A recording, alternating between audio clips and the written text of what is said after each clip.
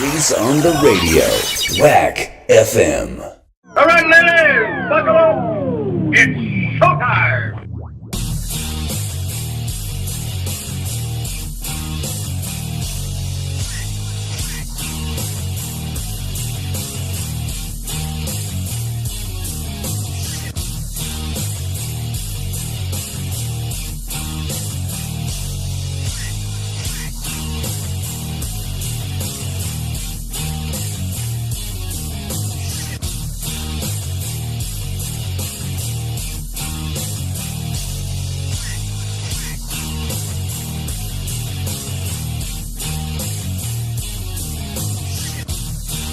Hey! It's the world's most hated and most racist online show in America. It's Reese On The Radio right here live on Whack FM, your music, news, and talk station. Says it right there in the title. Yeah, we are an hour late, so what? But we are here. Get with it. I had a long day at the office today, folks, but yeah, that's right. We're late. I don't care. Enjoy the show. Ain't nothing else on TV. It's late night on a Wednesday. You ain't got nothing to do. So don't worry. Hang out here with us, folks. Ladies and gentlemen, listen to me. Hold on to your hats, goddammit. If you missed yesterday's show, do not fret. You can always go back and watch the archives. You can always go back and watch the archives. You go to wackfm.com. You go to YouTube. You go to Facebook. Yeah, it's Colored People's Time. Yeah, I'm sorry. I put an alert that said I was going to be late. I had to be late today. It's a long job today. It started at 9 o'clock this morning. I don't care. You're all here. Now listen, again, like I was saying, if you missed yesterday's show, go watch the archives. But folks, when I tell you, we got a new benchmark, a new segment on the Reese On The Radio Rundown. When I told you yesterday, I was loving this segment yesterday. I don't think I've ever been, that's right, Spotify too. I've never, ever been more excited for a feature. Now, we got a thing on here called Nigga Nonsense. You know it. Nigga. Nonsense. You remember when it used to be called Jigaboo Time. Rama remembers that. Jigaboo Time. That was way back in 2012 when I was doing that. Jigaboo Time has become Nigga Nonsense. But this new feature, folks, I love this new feature. I'm digging it.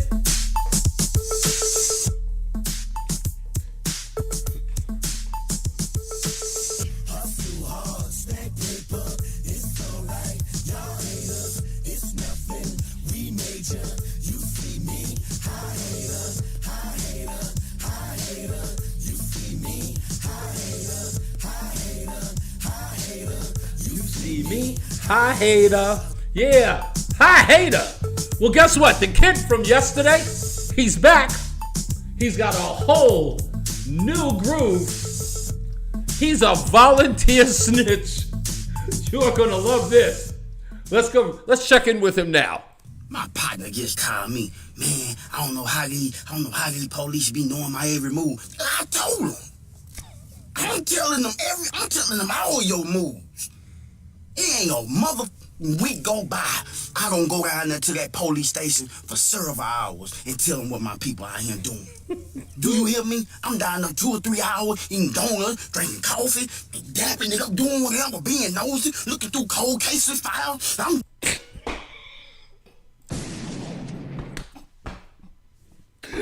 This Negro said he is looking through cold case files.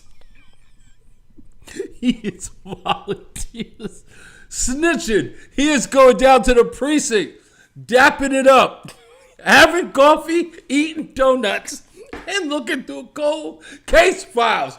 He is off the deep end. Folks, this is my new hero. He's my new hero.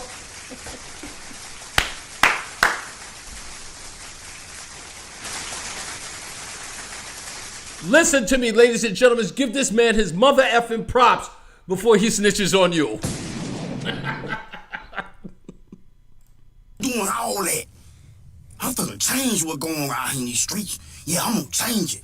Man, I just don't know. I know. I'm the one telling them. Huh? Them boys down there on Davis Street eating. Everybody down there got a car. AC blowing cold. Do you hear me? And they windows lit up and down, unlike mine. Them boys moving it by the ton. How I know? Cause my nephew run with them. That's how I know. I done told them, get on around them boys. What you talking about, huh? Cause my people, they ain't gonna be your people for long, nephew. Listen to your aunt. I'm sending something down their album. You might wanna move off around them. I ain't gonna ride them you want to, then you gonna get it. See me, I'm a chain man. I ain't in the streets no more. None of that. Now, if you remember, just yesterday, he was out in them streets, and he was out there slinging that rock, and he wasn't making no paper. His cousin was making all the paper, and he was about to go snitch on his cousin because he's living in his van. In his van, wearing Echo. And he gonna make sure his cousin got 900 months. But now he ain't in the streets no more. I don't like nothing about the streets no more. So when I see something negative going down, I'm running down to the police station, letting these white people know everything they want to know and some. Number two, these fraud people starting to pick back up. Calling and text messaging, emailing me, talking about they finna start back giving out money. No, they ain't. No, they ain't. You trying to commit fraud again. You ain't learned your lesson that first time. You gonna learn it this time. 40 years. So now he's talking about the people who contact him, talking about they're giving out money. So those people are fraudsters. He's also going to be giving away their information. So if you call him up, some telemarketer trying to sell him something, and you're doing something fraudulent, he will snitch on you too. Now telemarketers are not even safe. 40 years. Everybody is going to get it. John Beckman says he's earning his stripes. Good for him. True community activist. He is. Yeah, that's what you gonna get. 40 years. Just a kid. I love him. Why do I love him so much? I don't know. You have no idea why I love this man. I have to find him. I gotta find him. If anybody knows how to reach this guy or where he is, or even if I hope he's just a comedian. Because if he's real, I'm watching this video and I'm not lying. There's a part of me that's just saying, somebody's going to kill this guy. And I've only got one thing to say. Please, just don't kill him before I find out who he is and I need to get him on this show. Just keep him alive. Whatever you do. Put him in the witness protection program. Jesus Christ, he's going down to the police station, having donuts and dapping it up. Why? They should be protecting this national treasure. Number two, them boys down on Lake Crystal Street. Yeah, them boys down on Lake Crystal got guns. I'm talking about every gun known to man, they got it. Dracos, Glock 40s, 9s, AR-15. They got every motherfucking gun you want. They got it. And they all stolen. He's just the best. He does this for fun. Amy, I don't know if he does this for fun, but I'm getting a kick out of it because he is gold.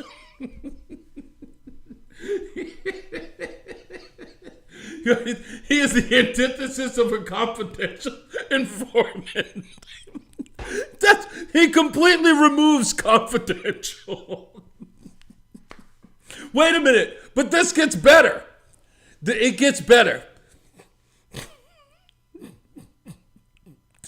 You have to hear how he compares himself to a volunteer firefighter. I kid you not. Do you hear me? When I'm tell y'all something from the heart, when I go down there, I look them white people dead in their eyes and tell them everything they want to know. From the bottom to the top. Where they getting it from, when it's coming in, when it's leaving, who distributing it, all that. I'm letting them know everything. And I also let them know what's going on in the church. The pastor's still out here stealing. We got $90,000 in the bill of fund. He ain't put no dough up, no sheetrock on. He ain't do a mother thing but put his hand out. See, I don't hold back nothing. Some of y'all call it, man, you got nothing. See, I'm a volunteer snitch. That's what I am. You got a volunteer firefighter? I'm a volunteer snitch. That's what I do. They ain't got to call me and ask me what's going on. I'm bringing it to them.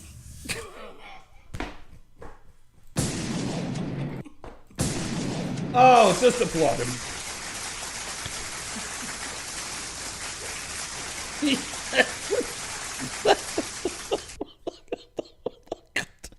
He said you got volunteer firefighters?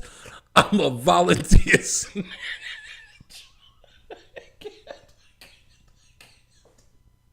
I just can't. Oh, my stomach hurts. Oh, God. Why white and not one time he said black? Well, he said,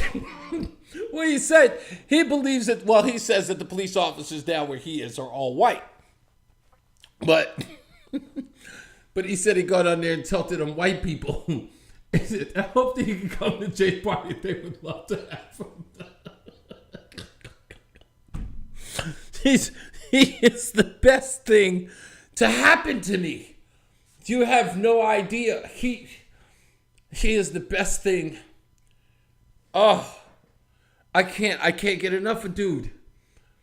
Oh, I mean, I'm laughing so hard I'm crying because he's insane. Oh, he is absolutely crazy. And somebody's going to kill this man. There's someone's just going to hurt him. Here you go. Now what you gonna do with it? You said that last time didn't do nothing. You better follow through on your words. Do you hear me? The part that flipped me out is as I'm listening to it, because I just paid attention to it maybe about 30, 40 minutes ago. And it made me late because I couldn't get all the audio and video stuff that I wanted to get because I was watching it. And it's so long and I have to download it at the same time as I'm trying to watch it. And then when he goes into the clergy, I'm just like, God, nobody is safe with this dude. If you call his house or send him an email like you're from Nigeria, talking about you want to give him $1 million that he launders here to the United States, he can snitch it on you too. He's snitching on the clergy because they got their hand out with the collection plate and they ain't putting no drywall up. God damn. I can't.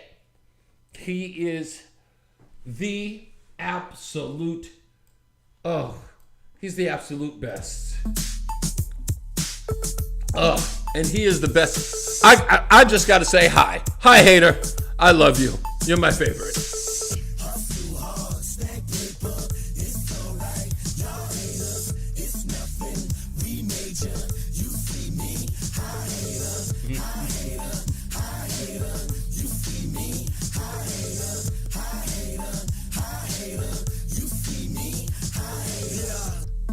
He's the best.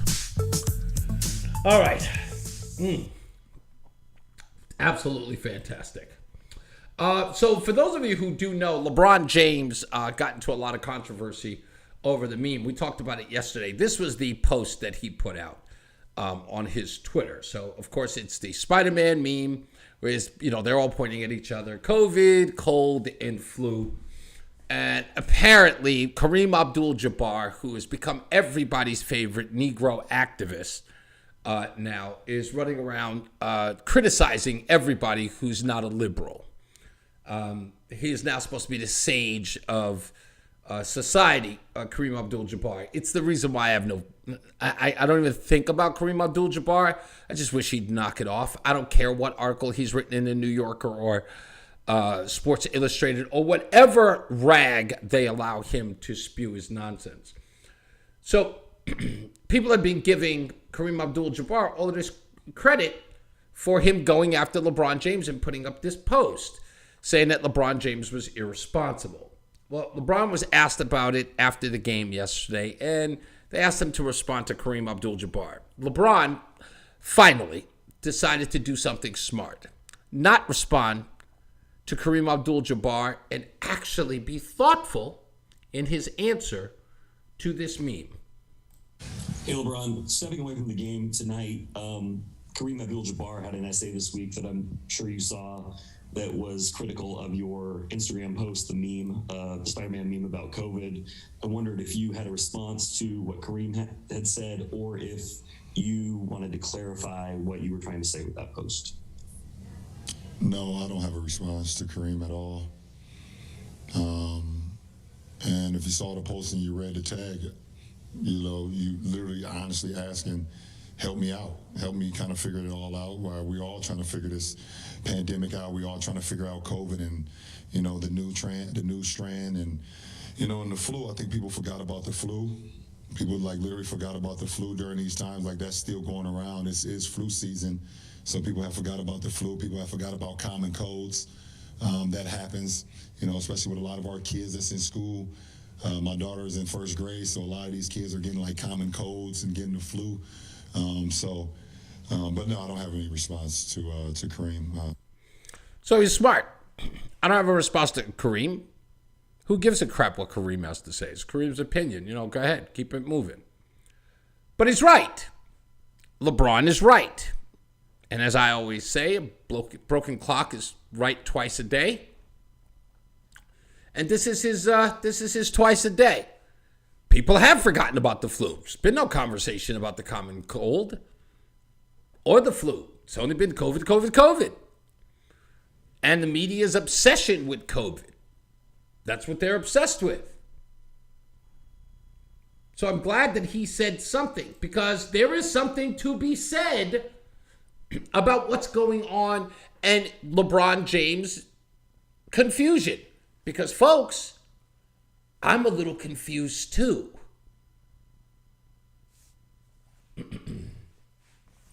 I'm not hating on LeBron. I just said the guy was right. I said a broken clock is right twice a day. This is his twice a day. LeBron's not always right. LeBron can be a little silly at times. Stick to basketball. Shut up and dribble, as they say.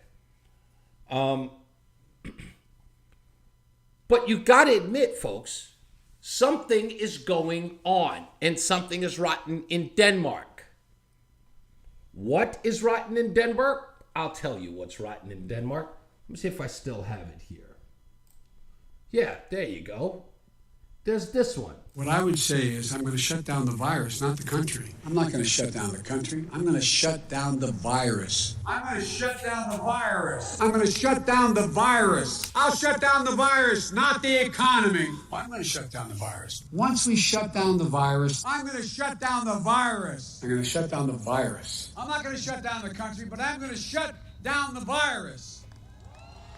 Look, there is no federal solution. This gets solved at a state level. Now, what does all that mean? It means that Joe Biden is polling poorly on COVID. The administration is polling poorly on COVID, and now fact checkers are having to reveal that more people have died of COVID-19 under Biden's watch than they did under Donald Trump's watch. And that doesn't suit well for the administration, the midterms, or for 2024. The pandemic is it, folks. Okay? Barring a spaceship or a frickin' meteor heading towards Earth, the pandemic is it. As to how a president deals with it. It's you solve it or you don't. And to be honest with you, they're not handling it well. The polling says so. And people politically respond to polling. They also respond to news media, especially favorable news media. Now, what do I mean by that? Why is it, after everything we heard about Omicron, if you remember in the beginning, South Africans said Omicron isn't deadly. But Joe Biden had to use it as a means to start talking about doing lockdowns again. What did he find out after the lockdowns things? He found out the whole lockdown scenario. He found out that it didn't poll well, so he backed off of it. Dr. Fauci was running out there talking about the variant. Maybe we should hold off on Christmas. Oh, not too fast. New Year's, maybe not so much. We'll think about it. We'll get back to you. Why? Because they were trying to see what the polling said about any and everything about COVID, any and everything about lockdowns, any and everything about kids going to school. It's always about polling numbers with these people. Now, all of a sudden, out of nowhere, the CDC, folks, the CDC, the Center for Disease Controls, and what is it? Center for Disease Control and Poison? Centers for Disease Control, and Prevention.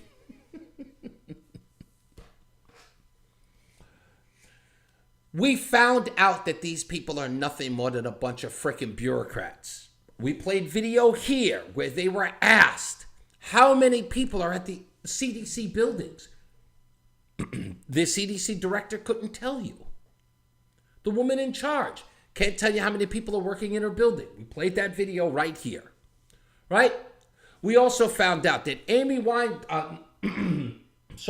Weingarten, the president of the National Education Association, the largest teachers union in the country, sent a memo to the CDC director telling the CDC director, whose name is Rachel Walensky. Walensky. Roselle Walensky, whatever her name is. Doesn't matter. We'll play it again. Asking her to write in the CDC guideline that teachers and students needed to be masked up. Not based on any science. They were following the guidelines of the teachers union. But what did they do? The mainstream media, they 86'd that headline, knowing damn well why would the teachers union be influencing the CDC to write a mandate for the rest of us, right? And then try to keep it hidden from us. Everybody wanted to steer clear of that, especially the mainstream media. Well, what happened all of a sudden? All of a sudden, the CDC starts talking about, well, we're not going to do lockdowns because of Omicron. And we're not going to have people isolate for over 10 days anymore. We're going to break that down to 5 days now. And what's the reason the CDC has decided not to do 10 days and do 5? What does it have to do with science? No. So from what you're saying, it sounds like this decision had just as much to do with business as it did with the science. Well, so it really had a lot to do with what we thought people would be able to tolerate. We have seen relatively low rates of isolation for all of this pandemic. Some science has demonstrated less than a third of people are isolating when they need to. And so we really want to make sure that we had guidance in this moment where we were going to have a lot of disease that could be adhered to, that people were willing to adhere to, and that spoke specifically to when people were maximally infectious. So they based the guideline for people who get Omicron to isolate themselves for 5 days as opposed to 10 based upon what people were willing to tolerate. That was the science. Didn't hear her? I'll play it again so you understand what she's saying to you. And so we really want to make sure that we had guidance in this moment where we were going to have a lot of disease that could be adhered to, that people were willing to adhere to, and that spoke specifically to when people were maximally infectious. So it really spoke to both behaviors as well as what people were able to do. What people were able to do. Nothing to do with the disease, what people were willing to put up with. This is the Center for Disease Control and Prevention telling us for months now, well, shoot, telling us over a year, it's about the science, it's about the science. You're not following the science, you need to follow the science. It's science, science, science. Dr. Fauci's science. Remember, Dr. Fauci was telling us we don't know whether or not we're going to be celebrating Christmas. I don't know. It's too early to be talking about that there, Rachel. Too early to be talking about there, Agnes. Too early to be talking about there, Amber. We can't make a decision today. We're going to think about it, and we'll get back to you. Should people be vaccinated on the airplane? I'm not saying that we should, but we might. Okay, maybe I'm not saying that we might, but maybe we should. I don't know yet. No one's told me the science. Well, here's Dr. Fauci. You shut down society, when you shut down the country, there's a lot of deleterious effects that go along with that go well beyond the economy. Dr. Fauci is talking about deleterious effects of shutting down the country? What's with the tune change? What happened? What could have possibly happened for them to change their tune? What I would say is I'm going to shut down the virus, not the country. I'm not going to shut down the country. I'm going to shut down the virus. I'm going to shut down the virus. I'm going to shut down the virus. I'll shut down the virus, not the economy. I'm going to shut down the virus. Once we shut down the virus, I'm going to shut down the virus. I'm going to shut down the virus. I'm not going to shut down the country, but I'm going to shut down the virus. Here's more Dr. Fauci. Is the availability of people to get things done for their own health. When you shut down the country, you have people who have other diseases who don't have the opportunity to get their HIV tests, to get their HIV meds, to get their mammograms, to get the colonoscopies, all the things you do when you shut down. There's a lot of deleterious effects that go well beyond economy. By the way, in case you missed it, all of this shit Donald Trump was talking about while he was president. You can't shut down the country because you have other people and other things that they have to do in order to maintain their lives, right? Not just medical stuff, but also financial. People have to pay the rent. People have to have the rent paid. People have other things that they have to pay for. Kids have to eat. Kids have to have an education. Now all of a sudden they're talking about, well... And it looks like, I don't know when this happened, but now it looks like the news media has caught on. Let me see if I can find this. Where's this story? Where's this CDC thing that I just had? Forgive me. I need to find a way to make this... Right, there it is. Listen to this nonsense. This is the news media finally catching up with us. The CDC this week shortening the COVID isolation period for people without symptoms from 10 days down to 5, citing growing evidence the virus is most infectious 2 to 3 days after symptoms begin. So speaking of testing, those new CDC guidelines announced this week reducing the isolation period from 10 to 5 days. Many are applauding the move, but you're also facing some criticism for not including a test out policy. Former Surgeon General Jerome Adams said that this is not about the best science. It's more of a compromise to keep the economy open.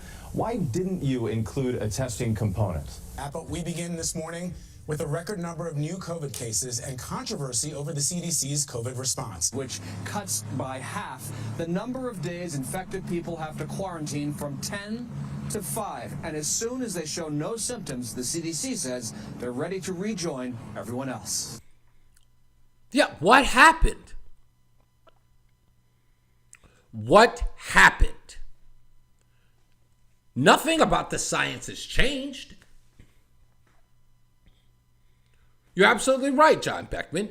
Prediction, in 2 weeks, it will be cut down to 1 day. Because the more they keep telling people to isolate, the more they keep telling people, in essence, to shut down, the more people are going to be angry, upset, pissed off at this administration. They don't like the polling on this. And with more information coming out that Omicron, now, folks, did you know this? Try this on for size. What did the CDC say the infectious rate of Omicron was when it hit the United States? Does anybody want to take a guess? 78%. In 2 weeks' time, that number dwindled down to 19.33%. The CDC told everyone the infectious rate was at 78%. How did they get that so wrong? They had everybody panicking about the Omicron, which we were told from Africa, who had dealt with it for months, saying, listen, I don't know what you guys are flipping out about, but it's not affecting us here. It's not serious. Calm down. Nope. We got to stop flights from Africa. Not letting any people in. We're not letting any people in. Not in Africa. And then, what did we play here? African news media asking, wait a minute. We don't have anybody in 4 of the 8 countries you banned. Nobody's got Omicron. Nobody's even been tested positive for Omicron in 4 of the 8 states or 8 countries that you banned coming into the United States. Yet the United Kingdom has plenty of Omicron variant cases, and you didn't ban them. And what did Jen Psaki say? Yeah, we're looking into that. No, you're not. What do you mean you're looking into it? It was a decision. Listen to the end. Peter Alexander at the end of this piece. Are you feeling okay today, dear? Critics call it reckless. The CDC's new end of quarantine guidance says nothing about passing a COVID test first. Given that you and other public officials have acknowledged that it wasn't exclusively science, but also those possible staffing shortages that played a role in this decision, should Americans feel safe? As you know well, the CDC has been criticized for mixed messaging throughout the course of this pandemic, whether it's on masks or on boosters. Why should Americans trust the CDC? The CDC because they shouldn't. They shouldn't. They've been mixed messaging for a while. You can't trust these people, and I'm sorry I said it before and I'll say it again. They're bureaucrats. They are political animals. And if you let these fuckers out the zoo, nothing but mayhem follows. That's it. They are great in their environment, dude. Washington bureaucrat zoos. That's what they are. All of those people are political animals who need to be in their own little zoo, in their own little bubble. Once they go out into the real world, they screw everything up. That's the reason why they work in Washington. Because they've never had a real world job in their life. They've never had to balance a budget in their life. Because in Washington, everything is just given to them. There's no accountability for your money in Washington. They're just handed money. Hand over fist. If they need it, they get it. They don't have to manage anything. They don't have to shut anything down. They just keep it going forever and ever. When a new bureaucracy starts, it never ends. These people can never work in the real world. There is no process here. These are political animals.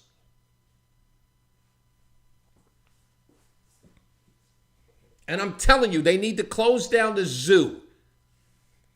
Because now it's affecting the rest of us. Let them do that bullshit in Washington.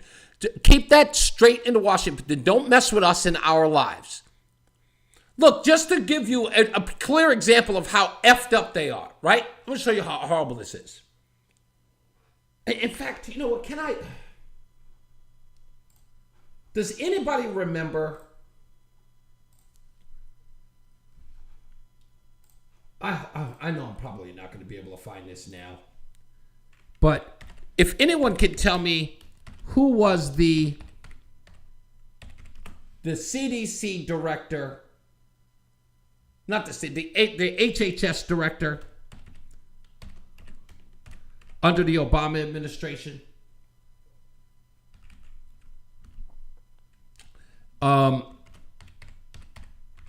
I have to type this in, and I'm hoping that I can find it. I'm probably not going to find. Okay, so Diane Sawyer did an interview. Sebelius. Yes, thank you. That's exactly what it was. Sebelius. I'm hoping I can find this. No, I'm probably not going to find it, but I will find it. I'll even find it tomorrow. But I'm giving you a perfect example of this, and thank you for that, Amy. Kathleen or Catherine Sebelius, but that's her name. Barack Obama had just gotten the Affordable Care Act passed, or it was about to be passed. I'm almost certain it was passed. But what was a big problem was that they found out that somebody who was under, or, okay, I need to frame this correctly. We had just found out that in order to prevent breast cancer,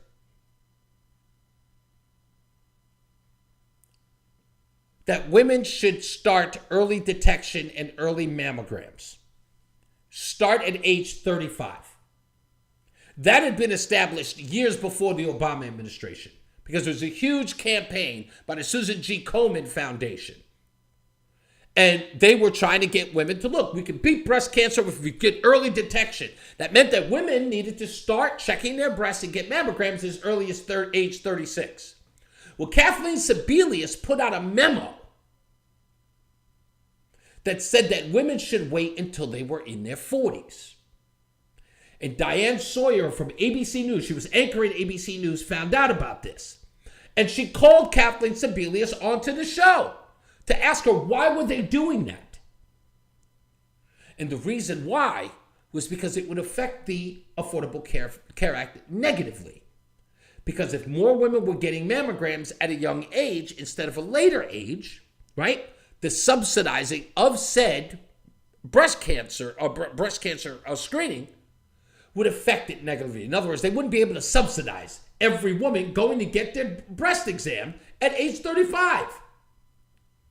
So what did Kathleen Sebelius do? As the political animal that she was, who's supposed to be the head of Health and Human Services, turns around and says, yeah, you should wait a bit.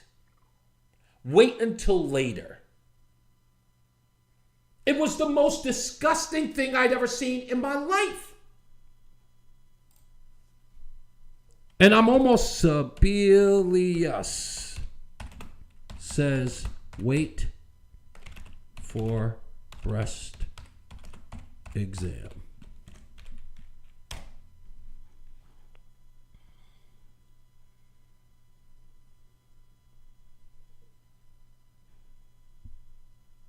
I'm almost certain I'm going to find this damn story.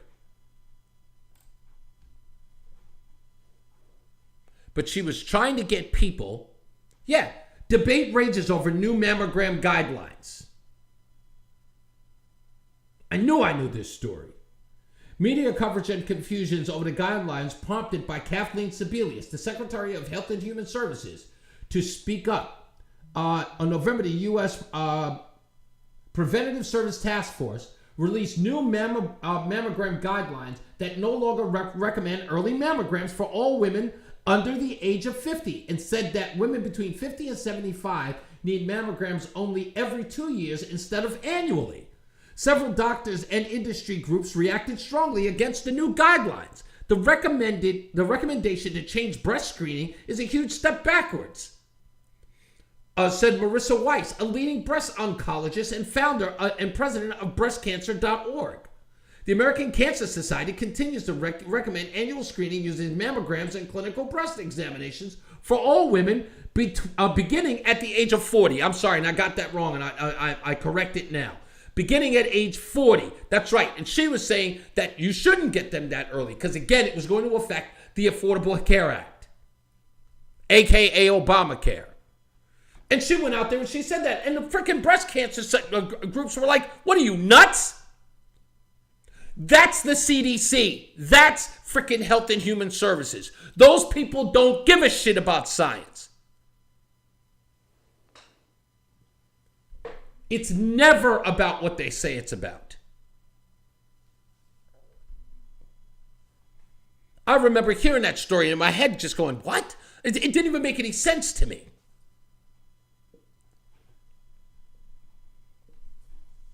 Never trust these people.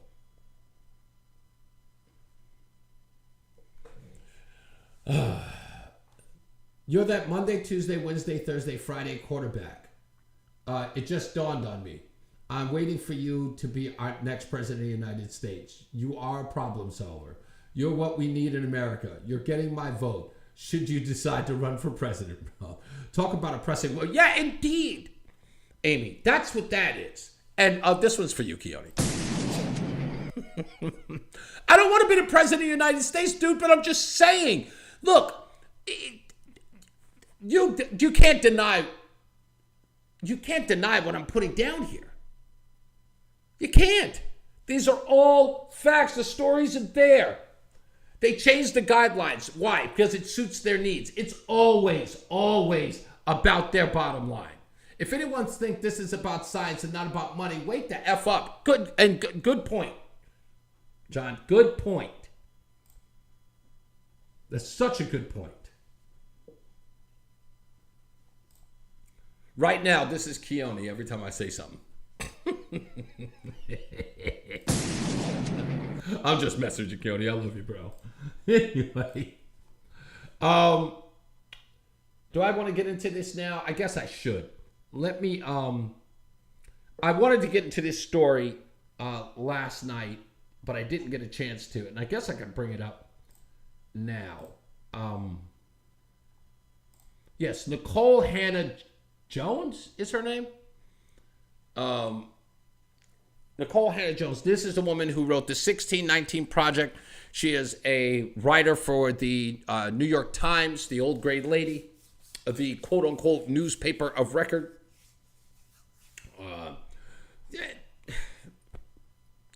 Birdcage paper. So she says something interesting. She does not believe that parents should be responsible or have a say in their children's education. She believes that educators, professionals, should dictate what children learn in the classroom. She did an interview with Chuck Todd from Meet the Press. And as Rush Limbaugh used to refer to him, F. Chuck Todd. Here's how that interview went. And this is some of the stuff she brought up.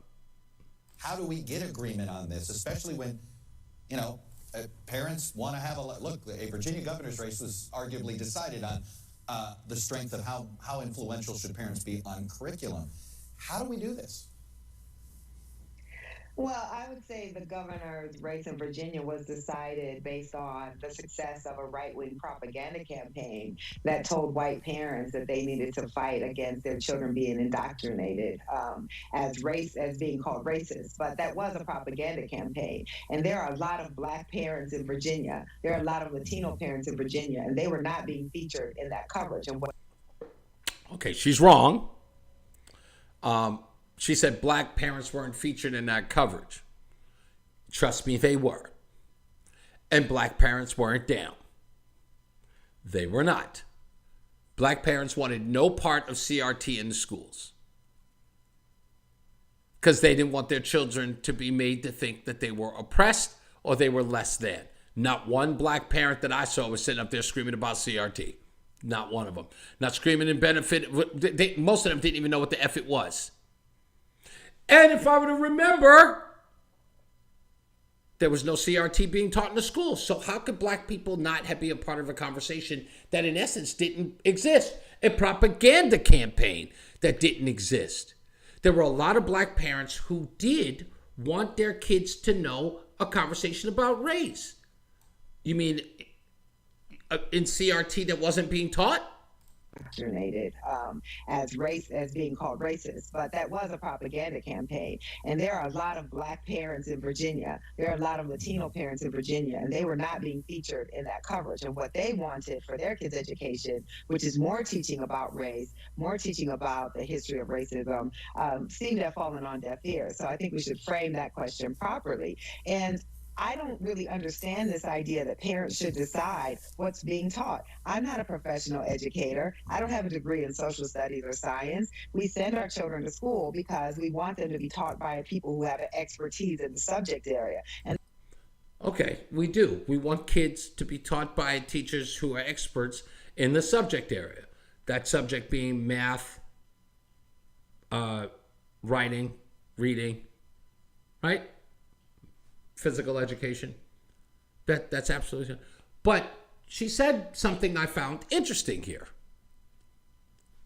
What if that educator was a conservative and is a professor and is teaching your child conservatism, teaching them about the free market, teaching them about economics, maybe shunning Keynesian economics, maybe shunning economics related to socialism or neo-Marxism.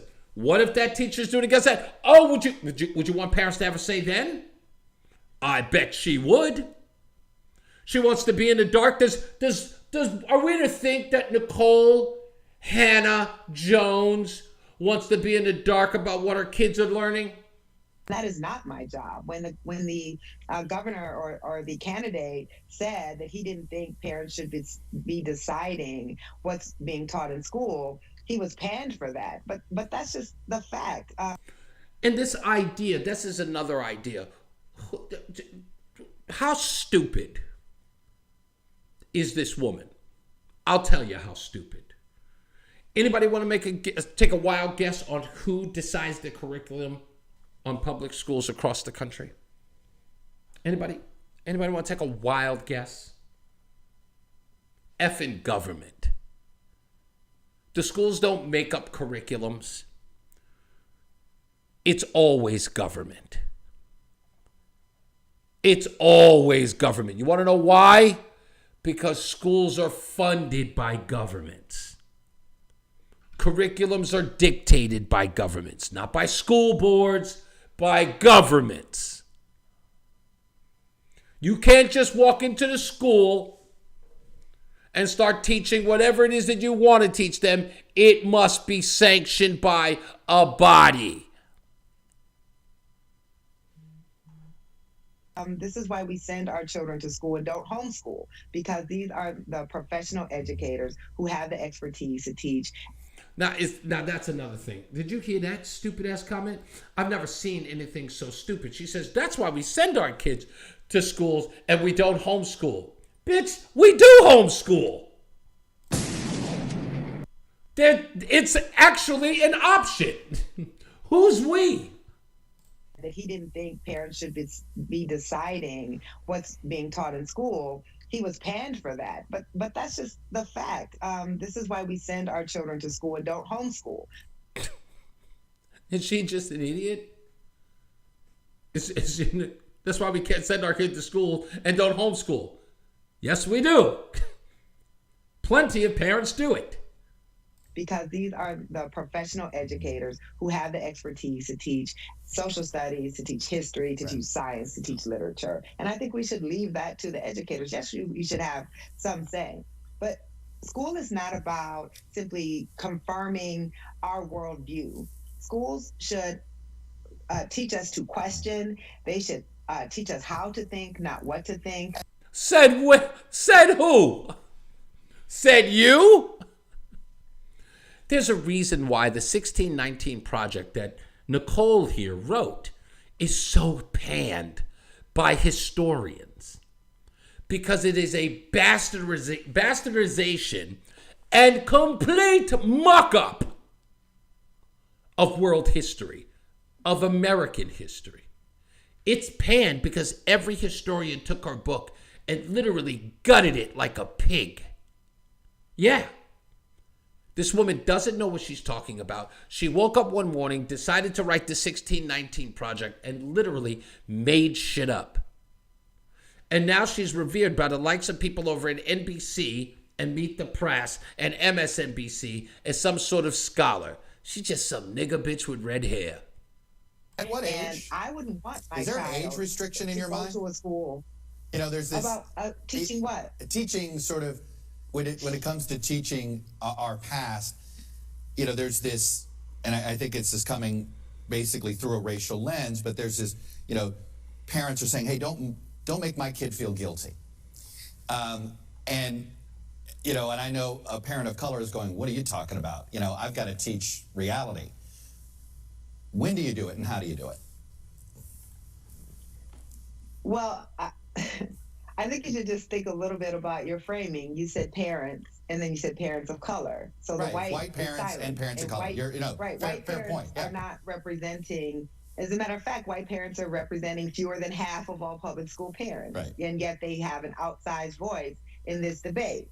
I have a child who, just by watching the news when she was 8 years old, she saw Laquan McDonald, a teenager in Chicago, get shot 16 times by police on CBS in the morning show. And she asked me, why did they kill that boy? So I can't wait to have these conversations with my child. What conversation are you going to have with your child about Laquan McDonald getting shot in Chicago? Let me help you, bitch. Laquan McDonald was shot by a white cop on the city streets of Chicago, a liberal city where more black people die than the plague. We're talking about hundreds of people dying. In fact, just recently this year, Cook County saw over 1,000 murders in 2021. This you should be telling your daughter, bitch, write this down. Grab a pen. Hurry up. Okay? That's what's happening in Chicago. And Laquan McDonald, who was shot by a police officer, pales in comparison to the black and brown kids that are being shot up in the school by other black and brown people. So when your daughter saw it on TV, by the way, the video she saw of Laquan McDonald getting shot, bitch, that was 400 days. I say it again, just in case you missed it, because you're too stupid to actually think nobody remembers this, because I remember it like it was yesterday. Bitch, your kids saw Laquan McDonald get shot on the news 400 days after he was shot. You want to know why? Because a piece of shit that you represented in Chicago by the name of Rahm Emanuel, the mayor of Chicago, former chief of staff for the president you love so much you can't wait to get on your knees and suck his kneecaps, Barack Hussein Obama. Rahm Emanuel kept that video hidden for 400 days. The conversation you should be having with your child is why the F it took 400 days for her to see that video. You might want to have that goddamn conversation. She did not see Laquan McDonald get shot on the TV and say, "Oh, mommy, why did they shoot that boy?" And you don't give her context as to why she's even seeing it on TV, because no one saw it. No one saw it for over a year.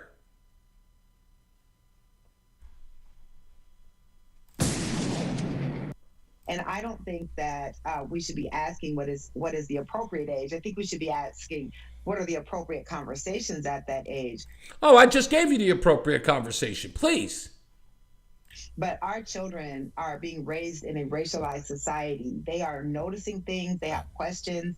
And they're living in a racialized society? I wonder whose fault that is. Who's racializing it? Ain't nobody racializing but you.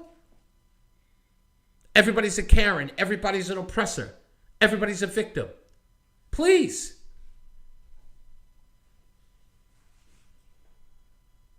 I don't think teaching an accurate rendering of history is about making white children feel guilty. Make sure it's accurate. How about start there? Because the 1619 Project is not a good premise. I don't know an educator. I've been covering education for 2 decades. I've never seen a teacher of any race tell a white child, you are responsible for what happened in the past. Bitch, tune in tomorrow. I've got that video. I just don't think that that's happening. And even all of the people who have claimed that that has happened have not been able to produce a shred of evidence that that's true. Oh. They haven't been able to produce a shred of evidence. I think some students who are white probably walk away from some of these lessons feeling very uncomfortable. Why wouldn't they? Especially when the premise of said video or conversation is, your people did this, and you are inherently a part of this lineage by the virtue of your skin color. I'd feel a little uncomfortable too. Imagine you had always been, judged by the sins of your father, Nicole. Huh? Your father was a horrible hairdresser. That's why you have a nappy weave. We should. We should be uncomfortable with the hard parts of our past. And a master educator knows how to give those lessons without making students internalize this feelings of racism. At the end of the day. Yeah, but again, that's another thing that I want to add. She's saying that kids should be able to have these conversations in schools, right? And kids are feeling embarrassed and uncomfortable. Now, if you notice anything about these conversations, right? Kids feeling uncomfortable. Kids made to feel guilty, right? These stories are horrible stories, right? They're traumatic stories. Teachers should be responsible for laying out that part of the curriculum, right? Telling kids that, this is how white people used to deal with black people. Did I mention you're white and they are black? And because they are black, they are treated differently. So you're telling kids to have a psychological evaluation or a psychological dialogue in class about how those people feel based upon the color of their skin and how you should deal with them based upon the color of their skin. And how then, by virtue of being white, they have to recognize that they're privileged and they've always been privileged in this country. And you know what? This may make you feel a particular way. Not once have we had a conversation about a fucking counselor. Because now the teacher is not just going to teach about said oppression that happened through our lives. Now they have to deal with the psychological downfall of every one of these conversations. The psychological ramifications of all of these conversations. Is the teacher equipped to do that? I don't remember once any of these teachers getting an associate's degree, much less a bachelor degree, on psychology or sociology. I don't think that's required to be a teacher. Now you're going to tell them to have this conversation with my child. Where a child may be psychologically damaged, harmed, or affected. And you're just going to send them on their way after school about this. Right? Let's not forget that kids can be cruel. Like we might see a couple of kids that turn around and just like, hey, Jamal! That was great in class today, finding out of your ancestors was picking cotton. Yeah. Hey, maybe you could come over to my house and do my laundry. Yeah. You don't think kids get down like that? I know kids who get down like that. Kids are bullies. Kids are mean-spirited. Kids will do that. Mark my words. You want to put that in the hands of educators? Now they're sociologists now? Hey, this politicizing of this, it's clearly been weaponized. You've described it, I think, pretty well on the weaponization of it. No, she didn't. What are you talking about? She just said it was propaganda. That was the end of it. Do you think simply time will get us past this? How can we get over this hump? Do what you say, and the rest of us just fall by the wayside. But just do as you say. I don't know, honestly. Oh, God, she finally said something smart.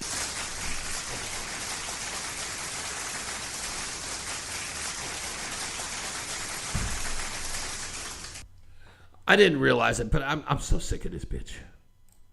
I can't look at her face anymore.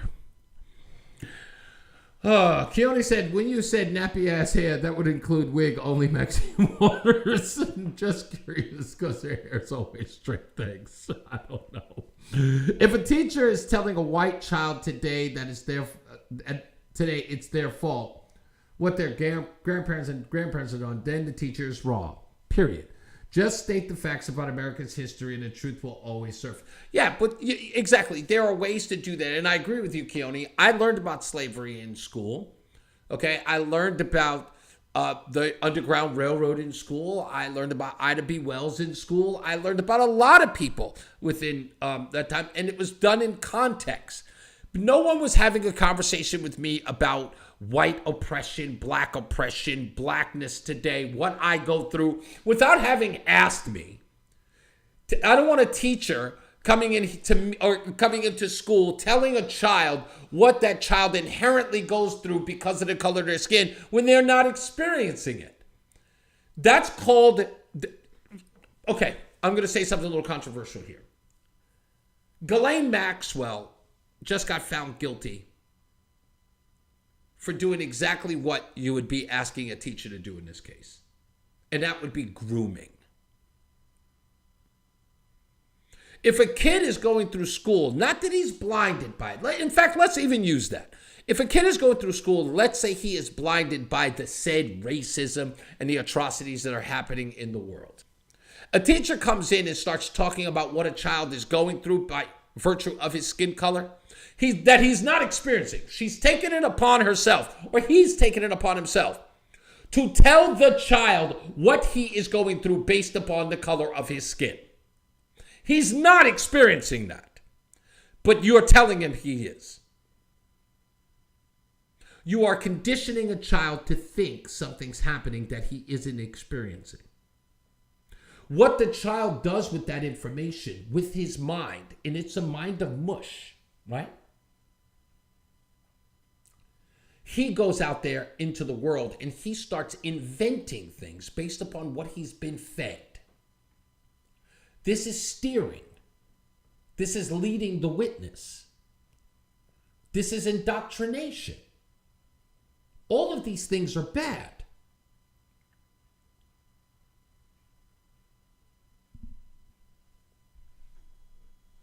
And people should know better. You're missing the juicy parts. I'm just skimming through. I don't really care. I'm just messing with you. I'm sorry. All right, that's our show for tonight, folks. As I always say, radio is free, so we thank you for paying attention. Remember to keep JC in your hearts and in your minds. Sean Patrick, we love you and we miss you. Remember that panic is not planning, so plan your work and work your plan. I'm Reese on the radio. You have a good night and a pleasant tomorrow. And I hope we'll see you back here tomorrow too. On time, 9 p.m. Eastern, 6 p.m. Pacific. Get back here. Oh, Kings in the Morning. Join me there.